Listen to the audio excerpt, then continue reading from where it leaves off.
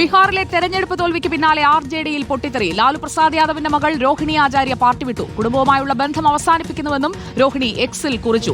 തേജസ്വി യാദവിന്റെ ഉപദേശകൻ സഞ്ജയ് യാദവും രോഹിണിയും തമ്മിൽ തർക്കമുണ്ടായിരുന്നു. അതേസമയം ബീഹാറിൽ സർക്കാർ രൂപീകരിക്കാൻ ചർച്ചകൾ വേഗത്തിലാക്കുകയാണ് NDA. അടുത്ത ചൊവ്വാഴ്ച സത്യപ്രതിജ്ഞാ ചടങ്ങ് നടത്താനാണ് ആലോചന. പാട്നയിലെ RJD ഓഫീസിന് മുന്നിൽ നിന്ന് ആദിൽ പാലോട് നമുക്കൊപ്പം ചേരുകയാണ്. Adil Palode, good evening. RJDയിൽ ഫലം വന്നതിന് പിന്നാലെയുള്ള പൊട്ടിത്തെറിയിൽ സ്വന്തം വീട്ടിൽ നിന്നൊരു ഇറങ്ങിപ്പോക്കാണല്ലോ ലാലു പ്രസാദ് യാദവിന് ഇപ്പോൾ നേരിടേണ്ടി വരുന്നത്. രോഹിണി ആചാര്യ കുറെ കാലമായുള്ള പ്രശ്നങ്ങൾക്ക് ഒടുവിലാണോ ഈ തീരുമാനമെടുത്തത്? അങ്ങനെയാണ് നമ്മൾ മനസ്സിലാക്കുന്നത്. RJDയുടെ വമ്പൻ തോൽവിക്ക് പിന്നാലെ ലാലു പ്രസാദ് യാദവിന്റെ മക്കളിൽ ഒരാൾ കൂടി പുറത്തേക്ക് പോകുന്നു എന്നതാണ്. നേരത്തെ തേജ് പ്രസാദ് യാദവ് പാർട്ടിയിൽ നിന്ന് പുറത്താക്കുകയും പലതരം കാരണങ്ങളാൽ പിന്നീട് സ്വന്തം പാർട്ടി രൂപീകരിച്ച് മത്സരിക്കുകയും പരാജയപ്പെടുകയും ചെയ്തിരുന്നു. ഇപ്പോൾ രോഹിണി ആചാര്യ എന്ന മകൾ കൂടി ഇപ്പോൾ പാർട്ടി വിടുന്നു എന്ന പ്രഖ്യാപനം സ്വന്തം നിലയ്ക്ക് എക്സ് ഗ്രൂപ്പിലൂടെ പങ്കുവച്ചിരിക്കുകയാണ്. ഇനി പാർട്ടിയുമായി ഒരു ബന്ധമില്ല, കുടുംബവുമായും ഇനി ഒരു ബന്ധമില്ല, എല്ലാ ബന്ധവും താൻ വിച്ഛേദിക്കുകയാണ് എന്നാണ് എക്സ് ഗ്രൂപ്പിൽ പറയുന്നത്. തേജസ്വി യാദവിന്റെ ഉപദേശകൻ സഞ്ജയ് യാദവുമായി ചില തർക്കങ്ങൾ ഉണ്ടായിരുന്നു എന്നാണ് മനസ്സിലാക്കാൻ കഴിയുന്നത്.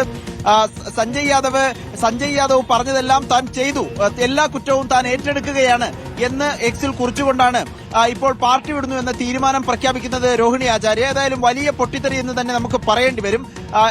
ഒരു ഭാഗത്താകട്ടെ ഈ രൂപത്തിൽ പൊട്ടിത്തെറിയും ചർച്ചകളും തോൽവിയെക്കുറിച്ചുള്ള പഠനങ്ങളും വിശകലനങ്ങളും ഒക്കെയാണെങ്കിൽ, മറുഭാഗത്ത് വിജയിച്ചതിന്റെ ആഹ്ലാദ പ്രകടനങ്ങളാണ് പട്നയിൽ നമ്മൾ കാണുന്നത്. പട്നയിലെ നഗരം മുഴുവൻ നിതീഷ് കുമാറിന്റെ ടൈഗർ അഭി ജിന്ദാഹെ എന്ന രൂപത്തിലുള്ള ഫ്ലെക്സുകൾ. ഈ കടുവയ്ക്ക് കൂട്ടായി എത്ര കടുവകൾ ഉണ്ടാകും? അതിൽ ഇപ്പോൾ 3 ഉപമുഖ്യമന്ത്രി വരെ ഉണ്ടാകാനുള്ള സാധ്യതയൊക്കെ ഉണ്ടെന്ന് കേൾക്കുന്നു. നമ്മുടെ ചിരാഗിനെ അങ്ങനെ വെറുതെ മാറ്റി നിർത്താൻ കഴിയില്ലല്ലോ. എങ്ങനെയാണ് സർക്കാർ രൂപീകരണ ആലോചനകൾ?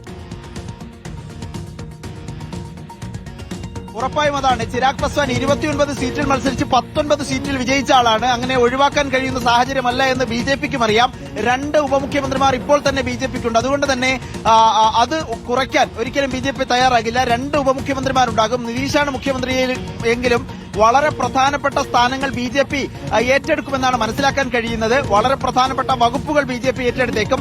ചിരാഗ് പസ്വാന്റെ ആവശ്യം കൂടി പരിഗണിക്കുകയാണെങ്കിൽ ഒരു ഉപമുഖ്യമന്ത്രി കൂടി, അങ്ങനെ 3 ഉപമുഖ്യമന്ത്രിമാരാകും നിതീഷിന്റെ മന്ത്രിസഭയിൽ ഉണ്ടാവുക.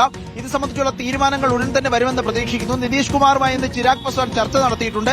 ഏതായാലും അടുത്ത ആഴ്ച ചൊവ്വാഴ്ചയെന്നാണ് പ്രതീക്ഷിക്കുന്നത്. അങ്ങനെയെങ്കിൽ വമ്പൻ പരിപാടിയായി, വലിയ ആഘോഷമായി സത്യപ്രതിജ്ഞാ ചടങ്ങ് നടത്താനാണ് ഇപ്പോൾ തീരുമാനങ്ങൾ ആകുന്നത്. പ്രധാനമന്ത്രി പങ്കെടുക്കും, BJP മുഖ്യമന്ത്രിമാർ പങ്കെടുക്കും. അരുപത്തിൽ വലിയ ചടങ്ങായിരിക്കും. അധികാരം ഏറ്റയുടൻ വനിതാക്ഷേമ പദ്ധതികൾ പ്രഖ്യാപിച്ചേക്കുമെന്ന വിവരം കൂടി സൂചനകളായി പുറത്തുവരുന്നു. സുജി, ശരി, കൂടുതൽ വിവരങ്ങൾക്കായി നമുക്ക് വീണ്ടും എത്താം. ആദിൽ പാലോടിലേക്ക്. ബീഹാറിൽ നിന്നുള്ള ഗ്രൗണ്ട് റിപ്പോർട്ടാണ് ആദിൽ പങ്കുവച്ചത്. തിരിച്ച് നമ്മുടെ കേരളത്തിലേക്ക് വന്നാൽ ഇവിടെ ശബരിമല സ്വർണ്ണക്കൊള്ള